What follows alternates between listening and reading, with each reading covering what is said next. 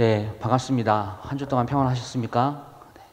이 평안이라는 말을 제가 지난번에도 한번 말씀드렸지만 인사로 이렇게 하기가 참 많이 어렵고 힘든 그런 시대인 것 같습니다. 그러나 이제 코로나가 이제 끝이 나는 그런 이제 마지막 지점에 서 있고 저희들이 그에 맞춰서 함께 또 여름 수련회를 준비를 하고 있고 지난주에 제가 말씀드렸다시피 올해는 저희들이 시도하지 않았던 저희들이 가지고 있었던 생각하고 있었던 그 한계를 우리가 하나님께서 그 일하시는 것들을 우리가 목도하면서 우리가 뛰어넘어 보자라는 그런 비전과 목표를 세우고 이 여름 수련회 조 편성에서부터 연말 때까지 갈 우리 조를요 다 이제 랜덤으로 이렇게 좀 돌려서 뽑기로 했잖아요. 그 의도와 그 취지를 제가 언제 한번 이 설교로 좀 녹여내서 여러분들께 말씀을 전할 그때를 좀 준비를 좀 제가 하려고 합니다. 그래서 왜 우리가 무엇을 뛰어넘어야 되고 우리가 올 한 해 무엇을 바라보고 함께 달려가야 되는지 그것을 마음을 맞추는 그런 시간들을 좀 가지고 저희 리더들과 또 임원들은 또 이 우려와 그 부담감과 걱정들이 있지 않습니까? 그런 부분들을 우리의 힘으로 해결을 전혀 못하니까 우리가 하나님께 엎드리자 해서 오늘 또 이제 예배가 마치고 나면 이제 양육반 전에 우리 임원들과 리더들이 함께 모여서 그 수련회 조 편성에 관한 그 부분들을 놓고 하나님께 엎드리기로 했어요. 그러니까 기도하는 시간을 다 같이 그런 가지기로 했습니다. 매주마다 함께 기도하면서 주님께서 뜻하신 그 방법과 그 뜻대로 되어져 가는 그 상황들을 우리가 좀 하나하나씩 눈으로 지켜보면서 우리가 기존에 안 된다라고 생각했던 것들이 이게 극복이 되어지면서 한계가 뛰어넘어지는 상황들을 보면서 하나님의 일하심을 우리 모두가 함께 좀 올 한 해는 좀 경험하는 우리 청년 공동체가 되었으면 좋겠습니다. 오늘 함께 읽은 본문의 말씀을 가지고요. 오늘은 이제 그리스도인의 사회생활이라는 제목을 한번 붙여보았습니다. 그리스도를 믿고 이제 구원을 받은 그 하나님의 자녀들은요, 모든 현실의 삶 속에서 그 세상 사람들과 다르다라는 것을 사실 우리는 나타내야 되는 것이죠. 근데 이 다르다라는 것은 어떤 부정적인 그 관점에서의 다름이 아니라 세상을 변혁시키고 변화시키는 좀 긍정적인 다름, 이것을 우리가 이제 사회생활 가운데서 세상 생활 가운데서 나타내야 하는 것이죠. 그래서 지난주는 우리 그리스도인들의 가정이 어떻게 세상 가정과 조금 달라야 하는지 본문을 살펴보면서 좀 말씀을 좀 나누었습니다. 하나님께서 제정해 놓으신 그 질서를 무너뜨리지 않고 남편이 아내에게, 아내가 남편에게 피차 서로 복종하고 아내는 남편을 주님을 대하듯 섬기고 남편은 아내를 그리스도께서 교회를 위하여 자기 자신을 모든 것들을 내어준 것 같이 그리고 자신의 몸과 같이 사랑해야 하는 것이 이 가정 안에서의 하나님께서 제정해 놓으신 질서였죠. 그래서 요약을 하면 지난주 우리가 함께 이 가정이 어떻게 세상 사람들과 달라야 하는지를 좀 살펴보았고 그렇게 가정을 온전하게 세우는 것은 결국 교회를 온전하게 세우는 것이다 라고 하면서 지난주 말씀의 결론을 맺었습니다. 이번 주 오늘은요 약간 좀 이렇게 파트 2 느낌이에요. 가정생활뿐만이 아니라 우리의 사회생활 우리 요셉 청년부 같은 경우에는 직장생활이 될 겁니다. 오늘 막 거기에 좀 포커스를 맞췄어요. 우리의 사회생활이 어떻게 사람들과 세상 사람들과 어떻게 달라야 하는지를 오늘 이 본문이 좀 알려주고 있어요. 그래서 그리스도인의 사회생활이라는 그 제목을 함께 좀 붙여보았습니다. 그런데 우리가 이제 말씀을 들을 때 좀 준비를 해야 될 게 뭐냐면 오늘 이 본문이 그 당시에 이 사회 문화를 좀 반영하고 있습니다. 그렇기 때문에 이 종과 이 주인의 관계 속에서 그리스도인, 특히 그리스도인의 종, 그리스도인의 상전, 이 예수를 믿는 종과 상전이 그 관계 가운데서 어떻게 행해야 되는지 오늘 바울이 이야기를 하고 있어요. 근데 이게 지금 우리의 상황과 사실 맞지가 않잖아요. 종이 어디 있고 지금 무슨 상전이 어디 있습니까? 이런 제도가 다 없으니까요. 그래서 오늘날 우리가 이것을 좀 적용을 할 때는 이렇게 해볼 수 있을 것 같아요. 사장님이나 직장 상사나 이 직원들과의 어떤 관계 가운데서 이 그리스도인, 그러니까 예수를 믿는 이 직장인이 어떻게 그 가운데서 살아남을 것인지에 대한 좀 그런 적용들을 우리가 함께 해볼 수 있을 것 같습니다. 지금 이 시대에 이제 직장 생활을 하고 있는 이제 여러분들, 이 청년들이요, 아마 스트레스를 굉장히 많이 받을 것 같아요. 저도 직장 생활을 할 때 이 무한 경쟁의 사회, 그리고 성과에 따라서 막 쪼는 게 있었어요. 그리고 직장 생활의 어떤 그 위계의 질서가 제가 직장 생활할 때는 지금보다 훨씬 더 이렇게 수직적인 그런 관계였기 때문에 그 문화 사이 안에서 그 뭔가 이렇게 받아내야 되는 그 스트레스가 아주 심했어요. 그래서 매일매일 뭔가 전쟁을 치르는 그런 심정으로 저는 그렇게 직장에 출근했던 것 같습니다. 오늘은 그냥 잘 넘어갈 수 있을까? 뭐 이런 생각들 있죠. 그리고 취업을 준비하고 있거나 뭐 대학원에서 연구를 하고 있는 그런 청년들이나 현재 학업을 하고 있는 청년들도 그 나름대로의 어떤 사회생활 속에서 굉장히 스트레스를 많이 받고 또 고군분투하면서 그렇게 살고 있을 거라고 그렇게 생각을 해요. 그리스도인들의 어떤 사회생활이 참 힘듭니다. 이거는 뭐 인정을 안 할 수가 없어요. 왜냐하면 세상의 가치관과 이 성경적인 가치관이 이 서로 막 상충이 되는 그런 상황이 그 현장 가운데서 너무나 많이 일어나기 때문이죠. 그래서 성경적인 가치관을 오늘 뭐 이곳에서도 배운다. 내가 이것을 배운 대로 나가서 살고 싶고 그렇게 살려고 하니까 내가 사회생활 가운데서 뭔가 이렇게 뒤처질 것 같고 좀 왕따가 될 것 같고, 그렇다고 이 세상적인 가치관을 가지고 또 그것들을 가지고 살려고 하니까 왠지 그리스도인으로서의 양심이 가책이 생기고, 근데 이런 신앙적인 그런 가치관의 지금 양극화가 일어나는 곳이 지금 우리가 살고 있는, 우리 모두가 지금 경험하고 있는 이 세상이다라는 거죠.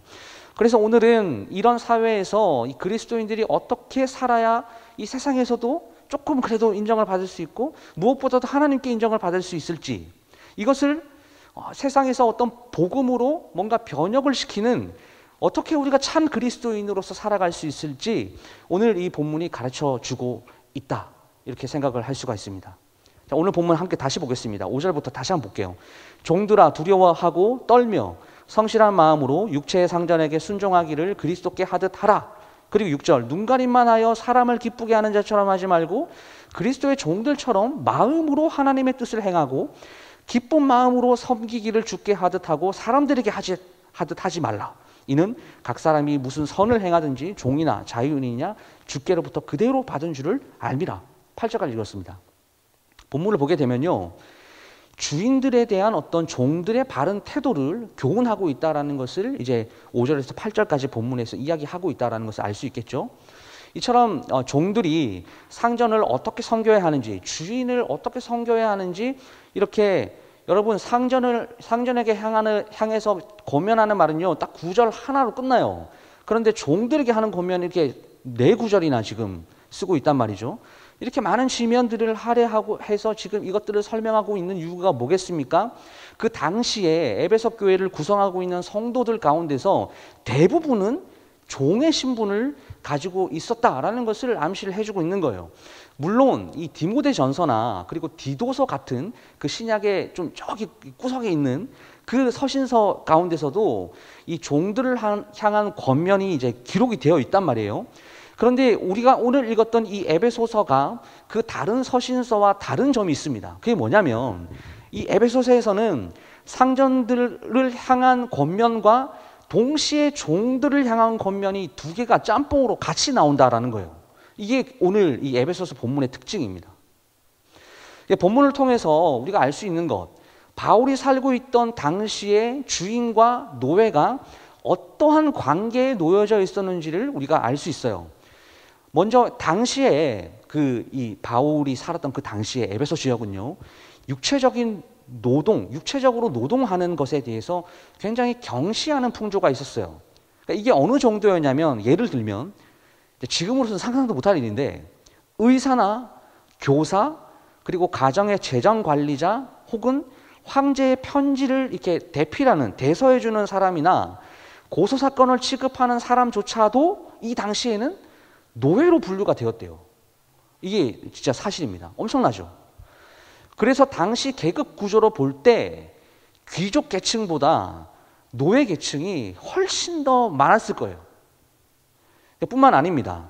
당시 노예는요, 인간이 아니었어요. 물건 취급을 당했던 시대예요. 하나의 도구에 불과했습니다. 그래서 로마인들은요, 노예를 어떻게 생각을 했냐면 말을 할 수 있는 짐승으로 분류를 했다고 하고, 그리고 나이가 늙고 병든 노예는요 고장나서 쓸모없는 도구로 취급을 했어요. 심지어 이렇게 도망치다가 잡힌 노예는 물론이고 주인의 감정을 상하게 하거나 어떤 그의 애완동물을 죽이거나 혹은 뭐 주인의 물건을 잃어버렸다라는 이유만으로 노예는 정말 가혹한 죽음을 당해야 했습니다. 이게 그 시대였어요.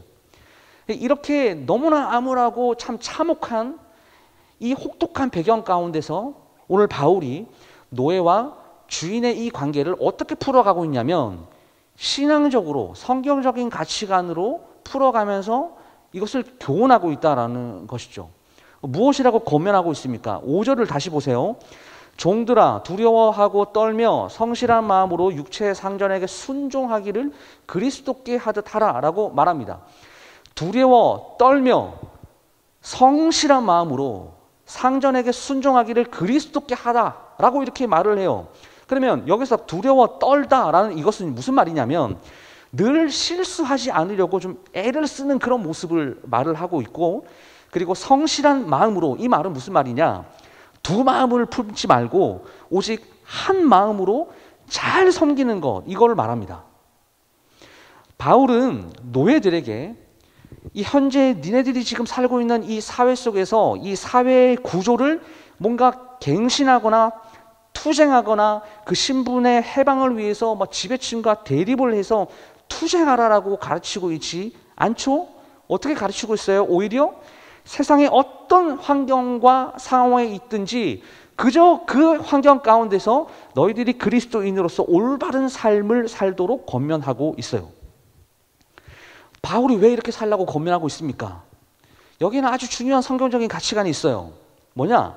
비록 너희들의 육체의 상전은 너희들을 속일 수도 있고 너희들을 죽일 수도 있겠지만 모든 것을 아시고 꿰뚫어 보시는 그리스도는 절대로 너희들을 속일 수 없다라는 거예요. 그래서 육체의 상전을 대할 때 그리스도께 하듯 하라라고 이렇게 말을 하고 있잖아요. 늘 그리스도의 주권을 인정하고 너희들이 그리스도께 그렇게 복종하면서 말씀에 순종하듯이 육체의 상전을 잘 섬겨라, 최선을 다하여 섬겨라, 이렇게 말을 하고 있는 겁니다. 6절과 7절 보세요. 눈가림만 하여 사람을 기쁘게 하는 자처럼 하지 말고 그리스도의 종들처럼 마음으로 하나님의 뜻을 행하고 기쁜 마음으로 섬기기를 주께 하듯 하고 사람들에게 하지 말라라고 말해요. 이게 무슨 말이냐면요, 종들이 육체의 상전이 볼 때만 열심히 일하는 척하면서 사람을 기쁘게 하는 사람이 되어선 안 된다라는 말이에요. 7절도 그런 맥락이죠.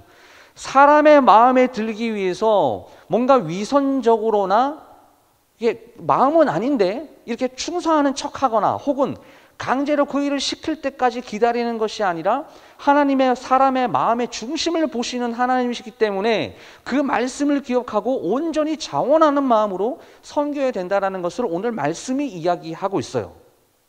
8절 말씀 보십시오. 그리고 이는 각 사람이 무슨 선을 행하든지 종이나 자유인이나 주께로부터 그대로 받은 줄을 알미라 라고 말을 해요. 오늘 이 종들을 향한 이 권면은요, 이 8절이 이게 약간 그 결론과도 같은 말씀이에요. 결국 왜 이렇게 그 세상의 시각으로 봐서는 뭔가 불합리한 것 같고 그리고 불의해 보이는 일조차도 그렇게 기쁘게 자원하는 마음으로 감당하라라고 하는지 그 이유를 오늘 8절 본문에서 이렇게 설명하죠. 무엇을 행하든지 그대로 받을 줄을 알아라, 이런 말씀을 하고 있어요. 여기서 이 그대로 받을 줄을 알아라라고 해당되는 이 헬라어 구문을 원문으로 성경을 보게 되면 이게 미래 시제로 사용되어 있거든요. 그러니까 이게 무슨 말이냐면 이게 어떤 게 암시가 되어 있냐면 사람들이 행한 그대로 예수님께서 재림하시는 그 날에 모든 것을 하나님께서 보상해 주시고 모든 것을 다 심판해 주신다라는 것을 말을 합니다. 그러니까 미래에 받을 보상입니다 라고 이렇게 말을 하니까 여러분 어떤 생각이 드세요? 이거 언제 받아? 이런 생각이 들죠. 근데 이렇게 한번 얘기를 해볼게요. 그리스도인은요 어디에 소망을 두고 사는 사람들입니까? 이 땅입니까? 하나님의 나라를 소망하여 사는 사람이죠. 천국을 소망하며 사는 사람이에요. 그러면 그 하나님의 나라, 그 천국, 그곳은 과연 어떤 곳입니까? 사실 우리가 구원 백성으로서 우리가 이 세상의 삶을 다 살고 이제 죽음을 당하게 됐을 때 하나님의 나라, 천국에 간다라고 하는 이 사실이요, 정말 아무것도 아닌 것 같아 보이지만 사실 그거 자체가 우리에게 너무나 큰 보상 아니겠어요? 그렇기 때문에 비록 지금은 노예들이 억압을 받고 이 어떤 짐승과 같은 위치에 있다고 할지라도 그들의 모든 일의 동기와 목적이 그리스도인으로서 주님을 향하는 봉사가 될 수 있도록 이 최선을 다해야 하는 그 이유, 그것은 우리에게는 고통과 슬픔과 아픔이 없는 그 천국이, 하나님의 나라가 우리에게 보장되어 있기 때문에 이 세상을 살아가는 것이 많이 힘들고 버겁지만 버텨내라, 아니 버텨내야만 한다, 이런 도전을 오늘 저와 여러분들에게 사실 주고 있다라고 할 수가 있습니다. 그리고 9절 말씀 보시면 상전들에게 하는 말이에요. 주인들에게, 상전들아 너희도 그들에게 이와 같이 하고 위협을 그치라.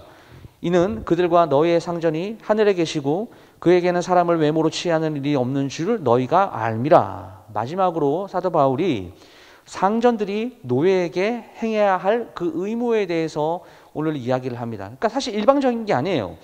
노예들만 막 죽어라 막 상전들에게 막 복종하고 막 뭐 이렇게 해야 되냐, 그게 아니라 주인들도 노예들을 그와 같이 대해야 된다, 이렇게 이야기를 하는 거죠.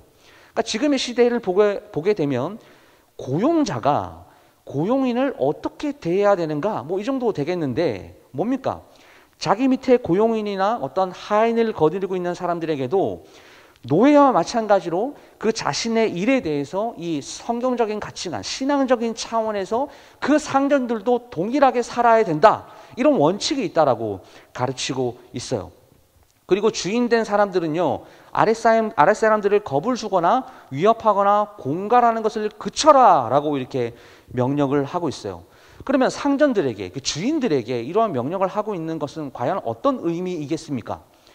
노예를 소유하고 있는 사람들이 자신의 권력을 남용해서 강압적인 방법을 동원하거나 아주 포악하게 종들을 다스리지 말고 하나님의 형상을 입은 동등한 그 인격체로 주인들이 노예를 대우해 줘야 된다라는 것이에요.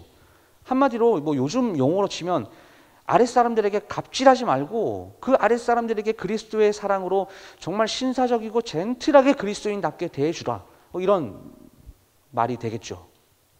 특별히 가장 중요한 게 무엇입니까? 무엇보다도 이 주인들, 이 상전들은요, 땅 위에 만민의 주인이시며 하늘에 계시는 그 최고의 상전이신, 우리의 주인이신 하나님을 항상 기억해야 되고, 그분은 노예이든 상전이든 모든 불의한 행위에 대해서 사회적인 지위를 가리지 않고 아주 공정하게 취급하시는 분이다라는 것을 이 주인들이 명심해야 하는 거예요.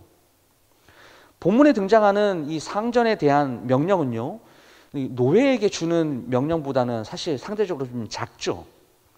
근데 이 두 신분에게요, 이 오늘 이렇게 이야기하고 있는 이 명령이 결국 이 세상의 구조 악을 핑계로 자신들의 신앙적인 의무를 소홀히 해서는 안 된다라는 것을 이 두 가지 계층에게 다 이야기하고 있어요.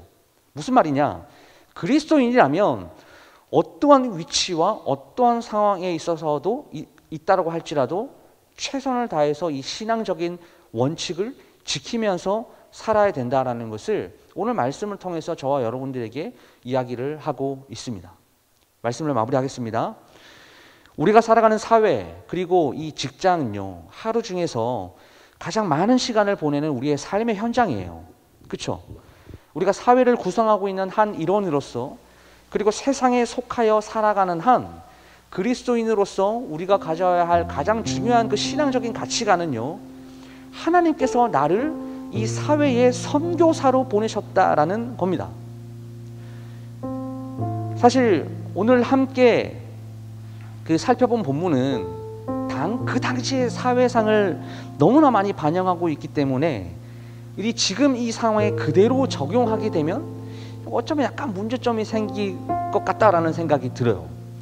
그래서 본문에서 드러나는 고용인, 고용자를 향한 명령을 오늘 저와 여러분들이 좀 기억을 하면서 저는 여러분들과 이것을 좀 생각해 보고 싶어요.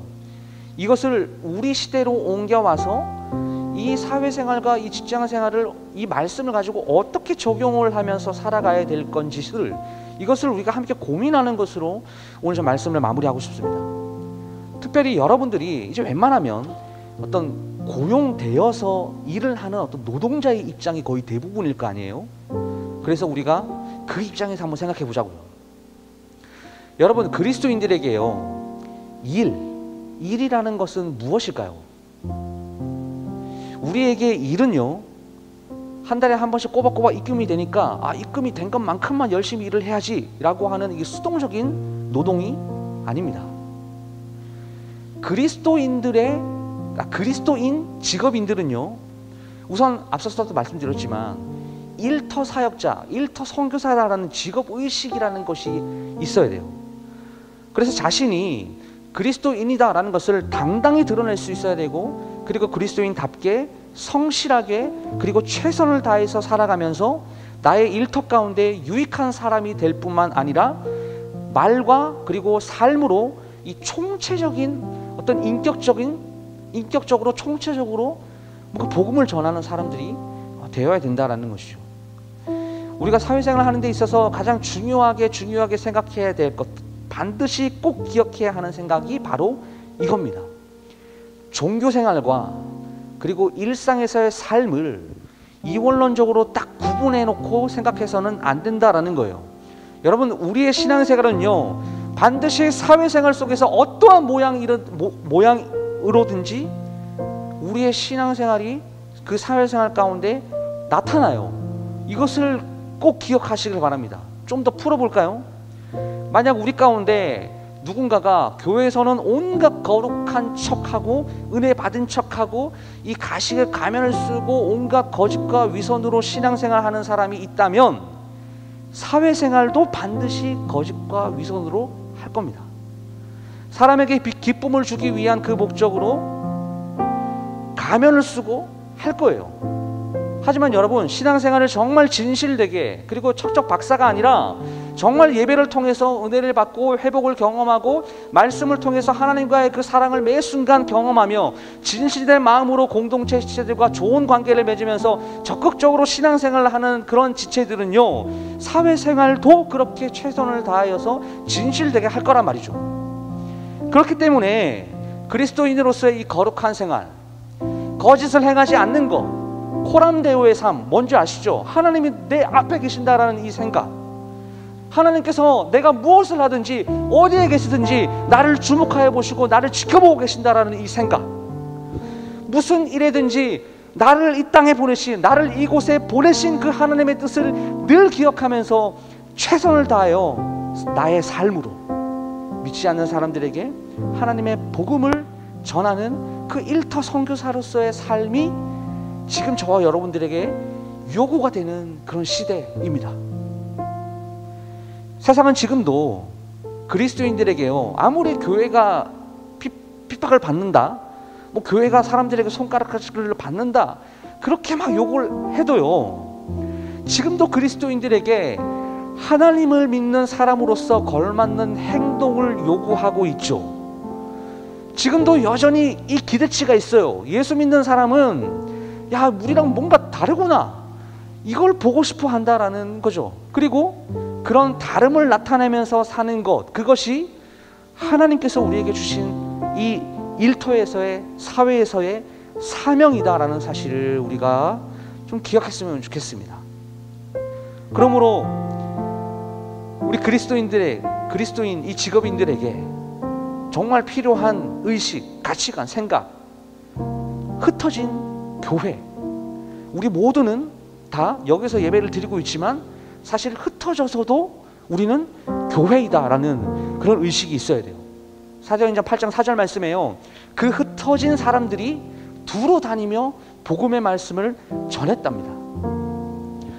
여러분, 우리가 지금 이곳에서 모여서 예배 드리고 교제하는 것이 모인 교회의 사명이다라고 한다면요, 세상의 일터 가운데서 일을 통해서 하나님께서 맡기신 그 사명을 감당하며 내 사회에서, 나의 일터에서 만나는 사람들에게 복음을 전하는 것이 흩어진 교회가 감당해야 될 사명이라고 그렇게 이야기할 수가 있어요.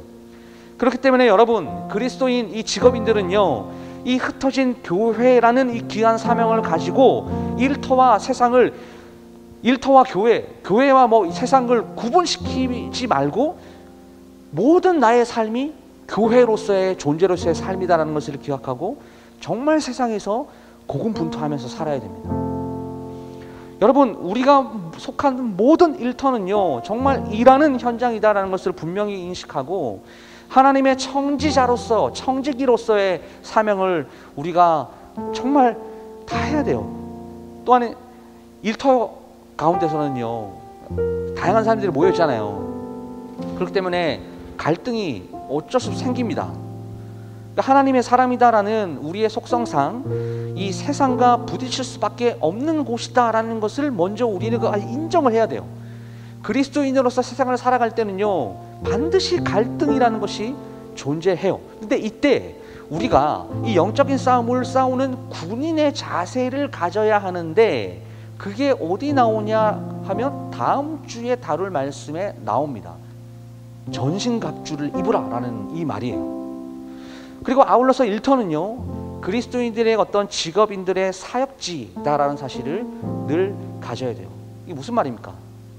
이 세상에서 그리스도인 이 직업인들은 섬기는 종이 되어야 한다라는 거죠. 즉, 우리는 세상 속에서 일을 하면서 여러분 왜 힘든지 아세요? 우리가 이렇게 살아야 되기 때문이에요. 청지기로서의 삶도 살아야 되고, 그리고 그 영적인 어떤 그 우리를 유혹하고 우리를 넘어뜨리려고 하는 그 영적인 전쟁 가운데서 그걸 또 이겨내야 되는 군인이 돼야 되고, 또 모든 상황 가운데서 위에서 군림하는 사람이 아니라 종의 입장에서 섬기는 이 세 가지의 직분을 우리는 세상에서 다 감당해야 되기 때문에 사회생활이 진짜 그렇게 힘든 거예요. 그리스도인들의 사회생활이요. 그런데 여러분, 그렇게 일터에서 자기에게 주어진 그 하나님의 거룩한 사명을 잘 감당을 할 때 변화가 그때 일어납니다.